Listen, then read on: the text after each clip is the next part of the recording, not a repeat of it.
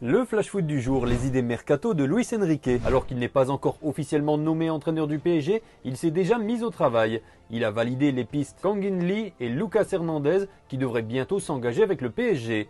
Mais il refuse aussi certains joueurs.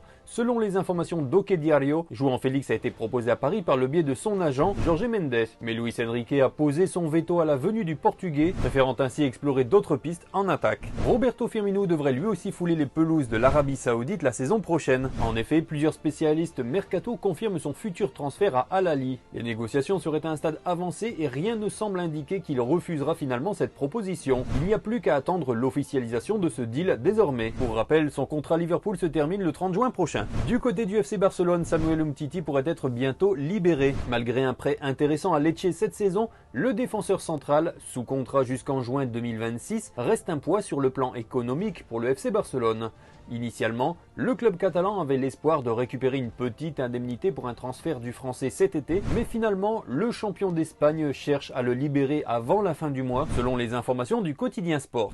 Patrick Kluivert va entraîner en Turquie. Si l'on en croit les informations du journaliste italien Nicolo Schira, ce dernier va rejoindre le club d'Adana Demirspor dans le rôle d'entraîneur principal. Son contrat serait déjà prêt et le liera à sa nouvelle formation jusqu'en juin 2025.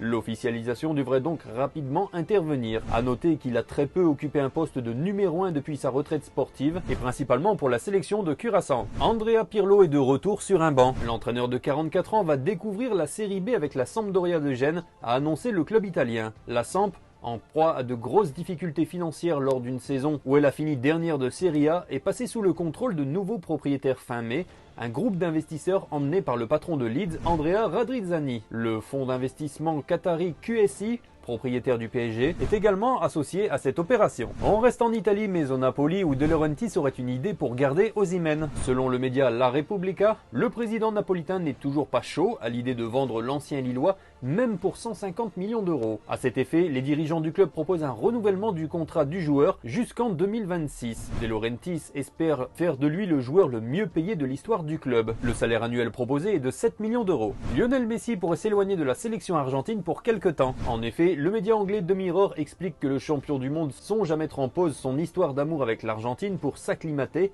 plus facilement à la Ligue américaine et à sa nouvelle équipe en grande difficulté en championnat. Cristiano Ronaldo avait fait la même chose au moment de rejoindre la Juventus Turin.